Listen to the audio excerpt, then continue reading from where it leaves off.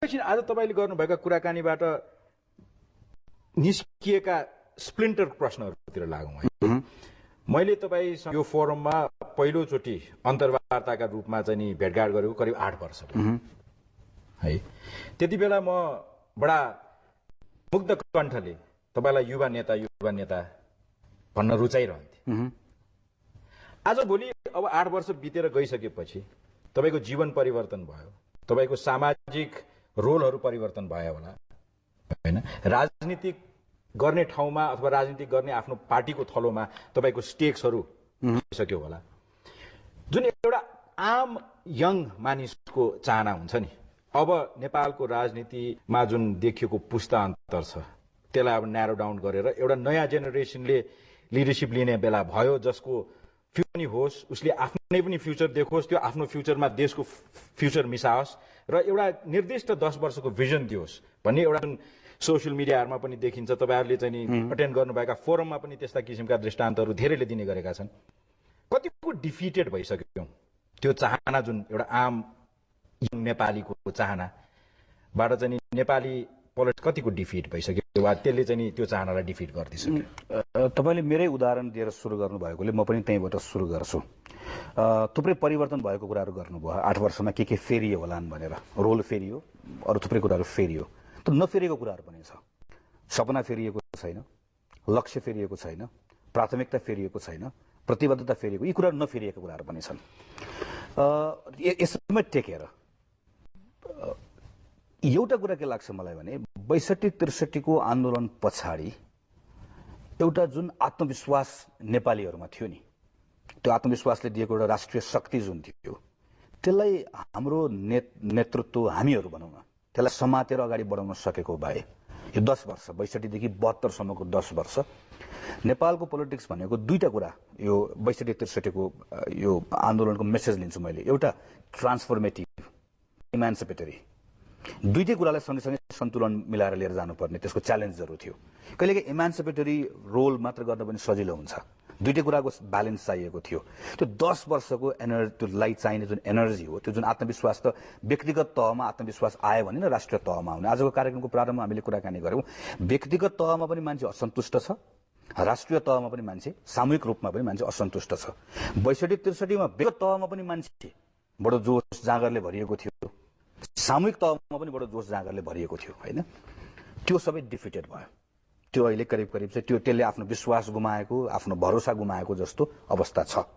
तर फेरि पनि मलाई के लाग्छ भने यो ठाउँबाट अगाडि, योभन्दा अगाडि बढ्ने सन्दर्भमा एउटा विश्वासको कहाँनिर यो त्यान्द्रो छ त भनेर हेर्दाखेरि, जुन अघि नै तपाईँले आफ्नो प्रश्नमा भन्नुभयो, धेरै पटक मैले आएर भनेको हुनाले गर्दा मानिसहरू यसका बारेमा फरक ढङ्गले पनि सोध्छन्, प्रश्न पनि गर्छन्। मैले एउटा पुस्ताले नेपालको राजनीतिबाट बिदा लिनुपर्छ भन्ने कुरा कन्सिस्टेन्टली भनेको त्यो एउटा पुस्ता भनेर भनेको नेपालको राजनीतिक दलहरूको नेतृत्व अहिले जसले गरिराख्नु भएको छ, चाहे जुनसुकै दलको होस्, उहाँहरूले बिदा लिनुपर्छ भनेको उहाँहरूसँग कुनै आग्रह भएर होइन, उहाँहरूसँग भन्दा हामीसँग अद्भुत क्षमता छ भनेर होइन। समाजको तहमा जुन तपाईँले भन्नुभयो नि, त्यो युवाको सपनाको त्यो विश्वास छ नि, कम्तीमा बचाउन सकिन्छ भनेर हो। हामीले लामो समयसम्म बचाउन सक्दैन। हेर्नुहोस्, यो भ्रमण हामी रहनु हुँदैन।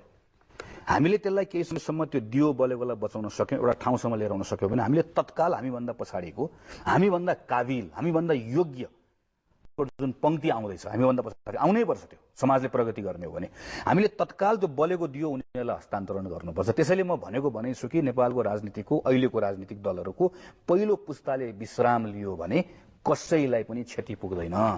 त्यसो गर्यो भने त्यो सपना जुन तपाईँले प्रश्न उठाउनुभयो त्यो जीवित बस्छ। त्यो कम्तीमा, तर यो मेरो चाहनाले वा 2-4 जनाले भनेर तर्क गरेर वा जोड दिएर बोलेर मात्र हुने कुरा होइन। दलहरूको संरचना त्यस्तो छ त? पटक्कै छैन। दलहरूको संरचनामा अहिले जस्तो अवस्था छ त्यसबाट यति छिटो नेतृत्व हस्तान्तरण हुन्छ, हुँदैन। हामीहरू जसरी बनेको छ, जसरी बन्दै आएको छ, पटक्कै हुने देखिँदैन। भने दलभित्रको, त्यहाँभित्रको आन्तरिक लडाइँले मात्र हुँदैन। यो यस्तो चाहना राख्ने बाहिरको लडाइँ र भित्रको लडाइँ एक ठाउँमा जोडियो, एकाकार भयो भने अबको 2-3 वर्षभित्रमा एउटा परिवर्तन, नेतृत्वको रियल सिफ्ट देख्न सक्छ। हेर्नुहोस्, होइन भने दुःख लाग्ला हामीलाई। तर 10 वर्ष भयो भूषण दाइको यो कार्यक्रम भएको, अर्को 10 वर्षपछि आउँदै गर्दा पनि त्यो बेलामा पनि हिचकिचाइ तपाईँले मलाई युवा नेता भनेर बोलाइराख्नु पर्ने होला, यो सम्मानित प्रभावशाली नेता भनेर अहिलेकै जो 10 वर्ष अगाडि तपाईँले प्रभावशाली भनेर बोलाउनु भएको थियो कुर्सीमा बस्न, उहाँहरू अहिले पनि प्रभावशाली हुनुहुन्छ। नेपालको प्रभाव घटिसक्यो, हामी कहाँ पुगिसक्यो, उहाँहरूको प्रभाव कसैको घटेको छैन। 10 वर्षपछि उहाँहरू रहिराख्नुहुन्छ। म तपाईँसँग यो कुर्सीमा बस्दै गर्दा मलाई अब नेपालको युवा नेता भएर बस्ने रहर छैन। मलाई नेपालको राजनीतिक दलको एउटा जिम्मेवारी प्राप्त भएको र त्यो जिम्मेवारी निर्वाह गर्ने चुनौती बोकेको एउटा व्यक्तिका रूपमा बस्ने रहर छ। त्यो पनि असाध्यै थोरै समय, 3 होला 4 वर्ष होला 5 वर्ष होला। किनकि म के चाहन्छु भने पार्टीगत रूपमा त्यो चाहिँ पाइसक्नुभयो? मैले छैन, म खालि यसमा जोडिहाल्छु। त्यो के आधारमा भन्दैछु भने म भनेको प्रतिनिधि पार्टी फेरि एउटा व्यक्तिको रूपमा बुझेँ होइन। किन भन्दैछु भने मैले समाजको प्रगतिको चाँडो हुनुपर्छ भन्ने जसरी हामी सोच्छौँ, सोच्नुभन्दा मैले केमा इन्भेस्ट गर्नु पर्यो, केमा कामना गर्नु पर्यो भने यो कुर्सीमा बस्नको लागि त मभन्दा पछाडिको, मभन्दा अझ कान्छो उमेरको लागि झन् छिटो तयार गर्नु पर्यो। जति द्रुत गतिमा परिवर्तन गर्न हामी चाहिरहेका छौँ। तर यो त जाम भयो नि, यो त रोकियो नि। त्यो रोकिने कुराले गर्दाखेरि पनि यो एउटा पोखरी रोकिँदै गर्दाखेरिको त्यो बगेन, खोला जस्तो भएन। यो एक ठाउँ गएर जम्मा भयो, फोहोर जस्तो जम्मा भयो। त्यो कारणले गर्दाखेरि थुप्रै समस्याहरू आएका छन्। यो एउटा छुट्टै पाटो हो यो। तर यो अहिलेको पाटो फेरि संविधान सभाको निर्वाचनसँग राखेर जोडेर हेऱ्यो भने तपाईँ र मैले जति यो विशफुल थिङ्किङ हुन्छ। अहिले फेरि मङ्सिरमा निर्वाचन हुँदैछ, हामी पैसाको 2 गते यहाँ कुराकानी गर्दैछौँ। आज फेरिँदैन यो। मङ्सिरमा त यही नेता हो, यही पार्टी हो। तर यही दललाई आगामी निर्वाचनमा जाने र फेरि त्यस्तै किसिमको करिब तानै म्यान्डेट जस्तो लिएर आएर 4 वर्षको चाहिँ नि पुरानो म्यान्डेटले हुँदैन। मैले त्यही भएर पुरानो म्यान्डेटले हुँदैन। यो कुरा एकदम प्रष्ट गरौँ। यो पुरानो म्यान्डेटले हुँदैन भने एकैछिन एउटा यसलाई अर्को सिराबाट पनि एकैछिन हेर्ने प्रयास गरौँ न त। तपाईँले संविधान सभा भाग 1 लाई नजिकबाट हेर्नुभयो होइन? त्यति बेला सदस्य पनि हुनुभयो। भले पपुलर भोटबाट तपाईँलाई टिकट नदिए पनि तपाईँ सदस्यता त पाउनुभयो नि। त्यति बेलाको माओवादी र अहिले भाग 2 को चुनाव उन्मुख नेकपा एकीकृत नेकपा माओवादीमा के फरक पाउनु भएको छ? डर र कर, 3टा कुराले माओवादीले अघिल्लो निर्वाचनमा मत पाएको हो। डरले, करले, हरले, 3टै कुरा घटेको छ। रहर पनि धेरै घट्यो, डर पनि घट्यो, कर पनि घट्यो। डर, कर र रहर जसको कारणले गर्दा हिजो उहाँहरूले मत प्राप्त गर्नुभयो, 3टै कुरा घटेको अवस्थामा मत पनि त घट्छ नि। नेपाली कांग्रेस त्यति बेला र अहिले नेपाली कांग्रेसले यो बिचको समय, अब निर्वाचनसम्म जाने समय भित्रमा सम्हाल्नु पर्ने आफ्नो घरभित्रका कुराहरूलाई सम्हाल्न सक्नुपर्छ। हामीले सक्यौं र बारेमा अहिले पनि समाजले उठाइरहेका प्रश्नहरू जसमा हामी आश्वस्त पार्न सकिरहेका छैनौं, हामीले पार्न सक्यौं भने अघिल्लो निर्वाचनभन्दा सांगठनिक हिसाबले पनि हामी सुविधाजनक ठाउँमा छौं। निर्वाचन भन्दा हामी हाम्रो नेकपा माओवादीसँग भएको डर, कर र रहरको सबभन्दा ठूलो क्षति त हामीले बिहोर्नु पर्यो। मधेसबाट आएका क्षेत्रीय दलहरूको पनि त्यो एउटा भ्रमबाट सबभन्दा ठूलो क्षति हामीले बिहोर्नु पर्यो। ती सबैबाट जुन क्षतिहरू बिहोरेको हो त्यो क्षतिहरूका सन्दर्भमा हामी धेरै सुविधाजनक ठाउँमा छौं। तर थुप्रै प्रश्नहरू छन्, सोसाइटीसँग भएका प्रश्नहरू छन्। ती प्रश्नहरूको बीचमा कांग्रेस अब निर्वाचनमा जाँदै गर्दा प्रश्न मलाई लागेको कुरा, म पार्टीभित्र पनि त्यही कुरा भनिरहेको छु। सबैभन्दा ठूलो अस्पष्टता त कांग्रेसभित्र संघीयताकै बारेमा छ। यस्तो लाग्छ मलाई। हामीलाई चिर्नु पर्यो। त्यो डिस्कोर्स त माओवादीले, नेपाली समाजको आजको दिनको सबैभन्दा ठूलो इस्यु भनेको के हो? संघीयताभित्रको इस्यु भनेको के हो? प्रदेशको सीमाङ्कन। यो त नेकपा माओवादीले सिङ्गो नेपाललाई जसरी सोचोस् भनेर चाहेको छ, तपाईँ र म जसरी छलफल गरोस् भन्ने चाहेको छ, जसरी प्रश्नोत्तर होस्, बहस होस् भन्ने चाहेको छ। माओवादी ठूलो होला सानो होला, यदि त्यसरी नै बहस गरिरहेको छ। यदि लिड गर्ने हो भने त ननाडी भनिदिनुहोस्, कांग्रेसमा यो चिर्ने क्षमता छ कि छैन? छ। महासमितिको बैठकमा हेर्यौं त्यो छ। तर मैले त्योभन्दा अगाडि एउटा कुरा भनिहाल्छु। पहिला सुरु त त्यही फेरि यसलाई चिर्छु भन्ने, तर उसले क्रिएट गरेको डिस्कोर्सभित्र त्यहीँभित्र बसेर उसका प्रश्न उत्तरमा भाग लिएर चिरिँदैन। के हुन्छ, हामी त्यहाँभित्र गएर हामी पनि प्रति प्रश्न मात्र लिएर बस्छौँ। अर्को डिस्कोर्स क्रिएट गर्नु पर्यो। त्यो डिस्कोर्स क्रिएट गरेर त्यहाँभित्र नेपाली कांग्रेसले नेपाललाई बताउनु पर्यो कि हाम्रो पार्टीले अब नेपाललाई यो समस्याबाट यसरी बाहिर निकाल्छ। हाम्रो पार्टीसँग भएका प्रत्येक प्रश्नको उत्तर हामीसँग छ। हामी 4 वर्षभित्र निर्वाचित भएर गएपछि ल हेर्नुहोस्, हाम्रो संविधान अलमल कुरै छैन। हामी त संविधान बनाएर तपाईँको बीचमा आएका, संविधान मात्र होइन 4 वर्ष निष्कर्षमा पुग्यो त। ल एकैछिन ताजा कुरा गरौँ न।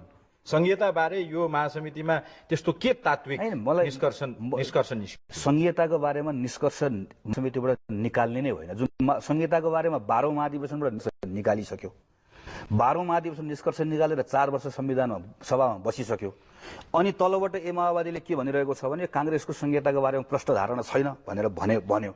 सञ्चार माध्यमले त्यही कुरा पक्र्यो, हामीलाई त्यही कुरा सोध्यो। अनि हामी पनि उसँगसँगै के भनिरहेका छैनौँ भने हामीसँग थिएन, त्यसैले हामी महासमितिमा प्रष्ट हुन गएको भनेर हामी गएका छौँ भने मैले भनेको जस्तो भयो कि भएन।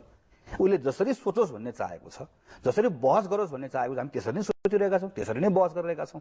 संहिताका सन्दर्भमा संहिता भनेको धर्म पनि होइन, आदर्श पनि होइन। संहिता एउटा माध्यम हो, एउटा प्रक्रिया हो, जुन कुरालाई नेपाली कांग्रेसले आफ्नो विधानमा लेखिसक्यो। छोडिदिनुहोस् न संविधानको भन्दा पहिला पार्टीको विधानमा एउटा जस्तो आजको दिनमा एउटा कुनै व्यक्तिले म सदस्यता लिन्छु तर म संहिता मान्दिनँ भने उसले नेपाली कांग्रेस सदस्यता पाउँदैन।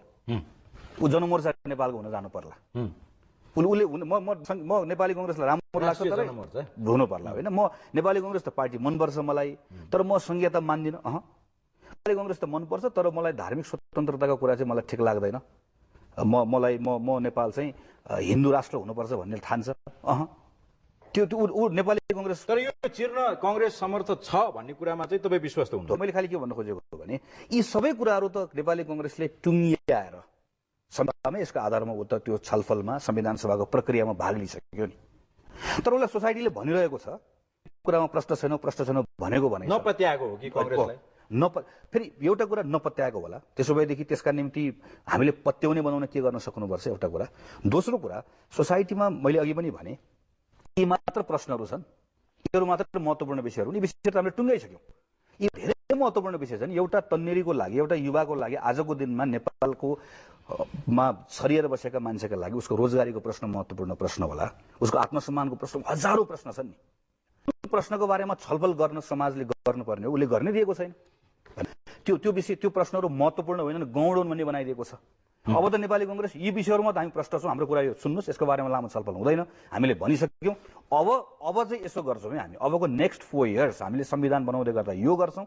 हामी नेपाली कांग्रेसले सरकार चलाउन पायो भने 4 वर्षभित्र हामी यो गर्छौँ भनेर जानुपर्ने अलमलेर हुन्छ। तपाईहरुको सहकर्मी पार्टी नेकपा एमालेको तत्कालीन र अहिले वर्तमान फरक छ? फेरि मलाई त्यसको बारेमा अलिकति अनुमान लगाउन गाह्रो होला, किनकि यो अघिल्लो पटकको निर्वाचनसँग जोडेर हेर्यो भनेदेखि भने मलाई लाग्छ नेकपा एमालेलाई कतिपय ठाउँमा सांगठनिक हिसाबले अलिकति ठाउँहरूमा सुदृढ पनि भएको होला। तर संविधान सभा भित्र देखियो, संविधान सभा भित्रको दृश्य त के देखियो भने फेरि पनि मूल लडाई त नेपाली कांग्रेस र नेकपा माओवादीकै बीचमा देखियो नि, हैन? त्यसैले संविधान सभाको अबको निर्वाचनमा पनि मूल लडाई त अघि मैले भनेको जस्तो नेपाली कांग्रेसले नेतृत्व गर्ने एउटा विचारका आधारमा बन्ने एउटा संविधान यो ठिक, वा नेकपा माओवादीले नेतृत्व गर्ने एउटा विचार, एउटा संविधान ठिक भन्ने ठाउँमै नेपाल पुग्ला। त्यो पुग्दै गर्दा त्यसको क्षति त नेकपा एमालेलाई पनि होला कि नेपालको राजनीति त्यो ढंगले प्रतिस्पर्धामा गयो भने जुन जान्छ भन्ने मलाई लाग्छ। मधेसवादी कार्ड बोकेका पार्टीहरूको क्षेत्रीय दलहरूको त अहिले हामीले देखिसक्यौं कि सद्भावनाको राजेन्द्र महतोजीले सबैभन्दा ठूलो मधेसको अपराधी भनेको महन्त ठाकुर र विजय गच्छदार भनेर अस्ति सार्वजनिक कार्यक्रममा घोषणा गर्नुभयो। सरकारबाट बाहिर निस्किसके पछाडि सायद अब केही दिन पछाडि महन्तजीले पनि घोषणा गर्नुहुन्छ होला, उहाँहरू मध्ये नै हो सबैभन्दा ठूलो भन्ने कुरामा। उहाँहरूलाई आफ्नो घर सम्हाल्न गाह्रो छ अहिले। त्यसो भनेर मैले फेरि कसैको अवमूल्यन गर्न खोजेको होइन। मधेसका केही जायज माग र मुद्दाहरू छन्, मधेसको आत्मसम्मानका केही प्रश्नहरू छ, र अझै पनि त्यो आफ्नो आत्मसम्मानका प्रश्नहरूलाई सम्बोधन भएको छैन भन्ने त्यहाँ एउटा ठूलो असन्तुष्टि छ। हामीले फेरि यहाँ बसेर अहिले मैले नेपाली कांग्रेस सदस्य भएर हाम्रो एकदमै राम्रो छ भनेर यो दाबी गर्ने कुरा होइन कि ती असन्तुष्टिहरू के हुन् र त्यसलाई सम्बोधन गर्नका निम्ति मैले पनि भने हाम्रो घर सम्हाल्नु छ, केही प्रश्नहरू छन् त्यसको उत्तर लिएर जानु छ भनेर जुन कुरा मैले भने नेपाली कांग्रेसको सन्दर्भमा, यी कुराहरू हामीले गर्न सक्यौं भने क्षेत्रीय दलहरूको जुन भ्रम छ, जुन क्षेत्रीय दलहरूले त्यो उत्तेजना फैलाएका कुराहरू छन्, ती सबै कुराहरू त भत्ताभङ्ग भएको अवस्था छ। तर सम्हालिनु पर्ने त तपाईँको पार्टी पनि एकदमै छ। किन किनभने त्यहाँ त रिक्तता छ नि, त्यहाँ त त्यो रिक्तता हो। हिजो अघिल्लो पटक उसले एउटा उत्तेजनामा, एउटा भ्रममा आएर एउटा क्षेत्रीय दललाई कसैले मत हाल्यो, उसले उठाएका मुद्दाहरू मटुङ्गाइहाल्छ यसलाई, उसको परीक्षण पनि हो। अघिल्लो पटक नेपाली कांग्रेसलाई मत नहालेकोले अब फर्केर आउँदै गर्दा हिजो तिमीले हालेको मत गलत थियो भनेर मात्र हुन्न नि। हिजो तिमीले हामीलाई मत नहाल्दै गर्दा तिम्रा जे गुनासाहरू थिए, अब तिमीले हामीसँग त्यो गुनासो गर्नु पर्दैन। हामी तिम्रा सबै प्रश्नहरूको उत्तर लिएर आएका छौँ, उपायहरू लिएर आएका छौँ भनेर भन्न सक्यौं भनेन त्यो मतदाता हाम्रो पोल्टोमा आउने हो। कुराको बारेमा त हामीले पनि गम्भीरतापूर्वक गरिएका। अब एकैछिन अब 62-63 को परिवर्तन पछि त्यो परिवर्तनका सम्भागहरूको एउटा विस्तार विश्लेषण त भयो, तर यो 62-63 को आन्दोलन पछि अथवा चाहिँ परिवर्तन पछि राजनीतिक रूपमा त्यसलाई भन्न मिल्छ कि मिल्दैन, पानी नचल्ने एउटा तत्त्व थियो नि कमल थापाले नेतृत्व गरेको राप्रपा नेपाल, उसको परिवर्तन तपाईँले भएको छ कि छैन गत संविधान सभाको अवस्थामा र अहिले हुन लागेको संविधान सभाको निर्वाचनको अवस्थामा? मलाई यस्तो लाग्छ, राप्रपा नेपालले जुन मुद्दाहरू उठाएको छ, नेपाली समाजमा नेपाली कांग्रेसभित्र रहेको, नेकपा एमाले भित्र रहेको, नेकपा माओवादी भित्र क्षेत्रीय दलहरूलाई मत हालेका भित्र पनि राप्रपा नेपाल आएका मुद्दाहरूको एउटा दुईटा मुद्दाहरूका सन्दर्भमा यो मुद्दा पो ठिक हो कि भनेर भन्ठान्नेहरू अथवा त्यो मुद्दाका सन्दर्भमा मात्र त्यो मुद्दा ठिक छ भनेर भन्नेहरूको संख्या छ, त्यो छ। तर अघि भनेको जस्तो मैले जुन नेपाली कांग्रेसको अब नेपाली कांग्रेसले संविधान लिएर गएपछि अलमलाउने ठाउँ रहेन नि त।